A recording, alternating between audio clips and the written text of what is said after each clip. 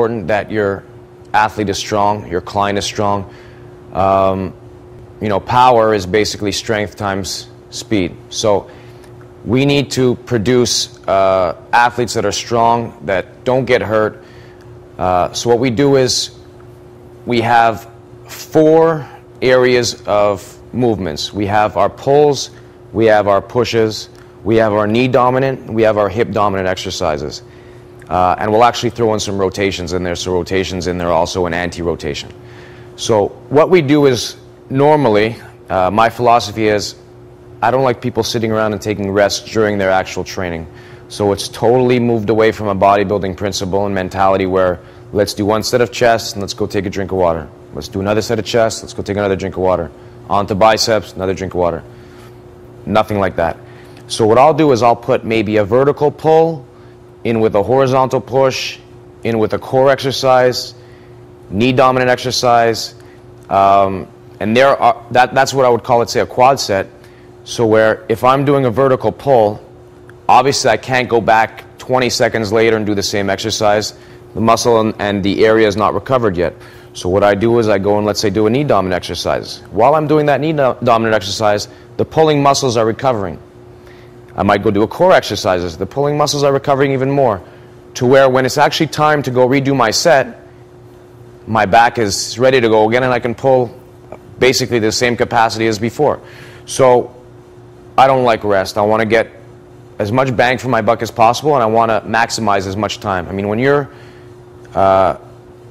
making a program design like myself and we're putting in foam rolling and activation and dynamic warm-up and power, there's so many components in there that you don't want to be in the gym for 4 hours. It doesn't make any sense. So we need to maximize our time, start grouping exercise together, so either quad set it or at least tri-set it, and you can put in some core exercise in there so that the actual strength component of your training goes by as fast as possible while getting as much done as possible. So again, we pull, and in our pulls we have a vertical pull and a horizontal pull. We push. Same thing, in our pushes we have a vertical push and a horizontal push. We have knee dominant exercises such as front squats, single leg squats, split squats. We have hip dominant exercises, deadlifts, single leg deadlifts, any kind of hamstring curl on a slide board. These are all hip dominant. Now there's one hybrid exercise which is probably the most bang for your buck, would be a walking lunge or a slide board lunge, where it is a hip and knee dominant exercise combined. So with that exercise, if you don't have a lot of time in your program design, I would place that in there as many times as I could. Now with rotation, we'll be doing med ball slams against the wall, so rotational slams. We'll do anti-rotary work with the landmine torso unit, and we'll put all these components together to create our strength training. So inverted rows, probably one of the best pulling exercises we do here. A lot of progressions from it. The longer the lever, the harder the exercise. So we'll start off with beginners with their feet down, then legs straight, and then when we advance to the more elite athletes or just people who are in better shape, we'll put our feet up on a box and we'll change the tempos around. So Nardine's going to do an inverted row with the TRX. TRX is a great piece of equipment. You can buy it, Perform Better, or go to their website. We have the cage too from TRX, which is it's a great cage because we can set up a few TRXs one after the other, probably 6 or 7 of them here, and have the athletes do the same exercise at the same time depending on what teams we're training. So what he's going to do is he's going to do a 5-second tempo down. So you're going to get set up, hips up, body straight. You're going to go 5 seconds down. 5, 4, 3, 2, 1, and explode up. Good. 5, 4, 3, 2, 1, and explode up. One more. 5, 4, 3, 2, 1, and explode up and rest. Very good form. Now that's a tempo when we're doing a good eccentric phase. So loading slowly on the way down and exploding up. Through all your programming, I never want to see a concentric phase done slowly. So whenever we're doing the concentric phase, explode up. The eccentric phase, there'll be certain parts in our program design when we will come down and control the eccentric phase. So now Nordine will show the exact same exercise, but he'll do 5 in a row fast. So just keep control, 5 in a row fast. Hips up and go. 1, up, 2, up, 3, up, 4, and rest. Good. Great exercise. Inverted rows. Feet up. Now, what's great about this exercise is it's the exact antagonist to a bench press or a dumbbell press, which we use. So he needs to strengthen the exact opposite muscles as what he'd be using if he'd be doing the bench press or the dumbbell press. Normally for our elite athletes, just doing the feet up is not enough load for them. So we have to use, obviously, an external load. X-Vest has sent us a number of vests. Great product. We use the 40-pound vest.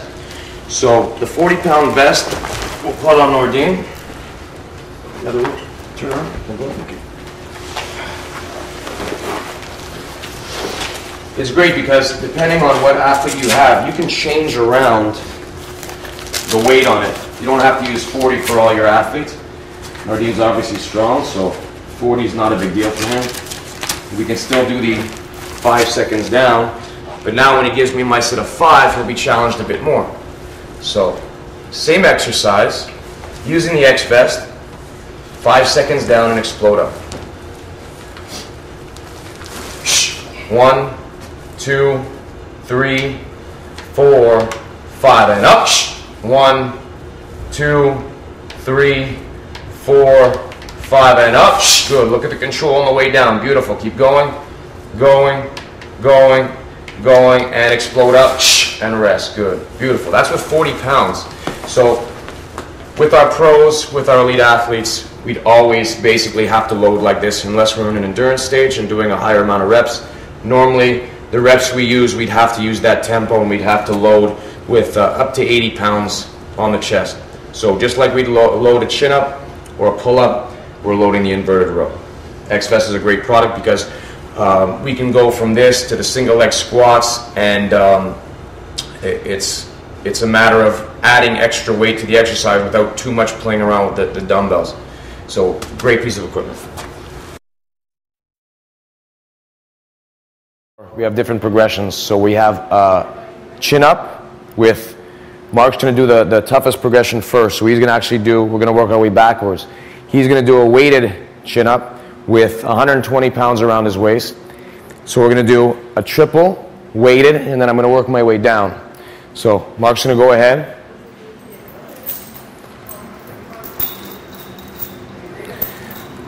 So this would constitute a vertical pull.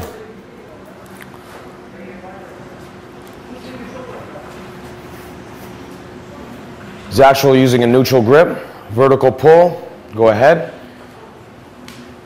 Up, explode up, hold it, down slow, good, good. So that's a beautiful set with 120 pounds around his waist.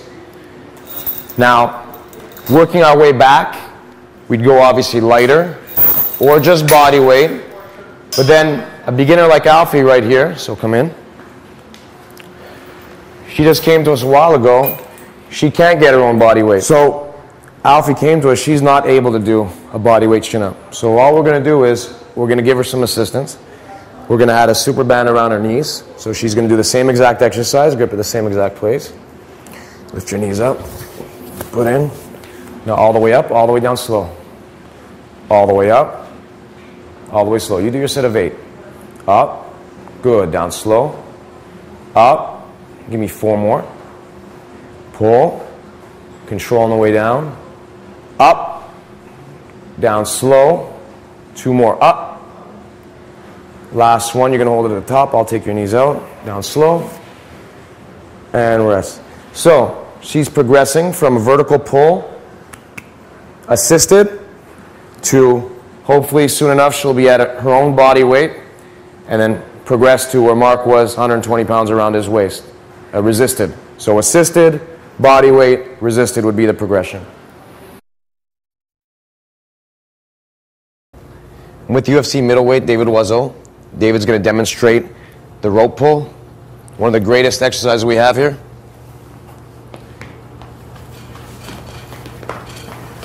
Good. He'll switch off. We've hooked it up to a trainer, which is great because we could actually change the pounds of pressure that he's pulling. One more. Chest up, good posture. Pull. Great pulling exercise for power. Also great sport-specific exercise. Simulates good arm dragging, good pulling for wrestlers. Excellent exercise. Rope pulling, we've set it up to a trainer. And it's a great exercise here at Adrenaline Performance. So basically what we do is we push, we pull, we do hip, knee dominant exercises, and we rotate. But in those pushes and pulls, we have to classify them as vertical and horizontal. So Cleo is going to do an overhead press, one arm at a time, stabilizing. So it's basically an overhead dumbbell press. Bend the knees a bit, get stable. One arm's going to stay up. Press it up. Good. Control. Keep the other arm completely straight. That's it. Bend the knees a bit. Stay stable. Brace like you're getting ready to take a shot. Good.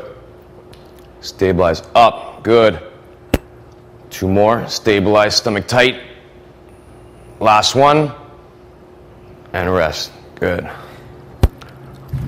So very important to have that overhead component. A lot of people just are content with bench pressing, but we do overhead dumbbell press. We'll do a lot of one-arm work, but it's very important to press vertically and horizontally. So anywhere you're going to pull, you're going to push. If you're going to do chin-ups, then this is the basic antagonist to the chin-up. If you're going to do a bench press, then we're going to do the inverted rows to counteract. I'm with Michelle Levesque. She's Miss World, Miss Universe, so she's a fitness competitor. Now, I get a lot of messages from non-athletes about doing arms. I'm on the record of saying I don't train arms at all. We'll get enough arm work done when we do our weighted chins, our inverted rows, our pressing, our pulling. We'll get all the arm work we need. But for those athletes who need to do them and who can't get them out of their system, there's even programs where just to keep the kids interested, they have to do arms. So if you want to put your dessert into the program, if you give me my meat and potatoes, you can take your dessert. So what I stress with when we do the arms is I hate single joint exercises. So a regular bicep curl it involves one joint. So what I do to make it a bit more to my liking is that I'll put two joints into it. We'll do a curl into a press. And with the triceps, we'll do actually a basic skull crusher with dumbbells, so an extension with a lat stretch and then exploding up. So there's a bit of lats involved. So it involves more than just one joint. So we can even superset those exercises. So Michelle's going to show a curl into a press. So she hammer curls it up, she presses up, comes down with control, curls up, presses up, comes down with control. So it's not just a bicep exercise, she's getting a bit of shoulder. So the fitness competitors, the people who want to do a bit more shaping are happy with this.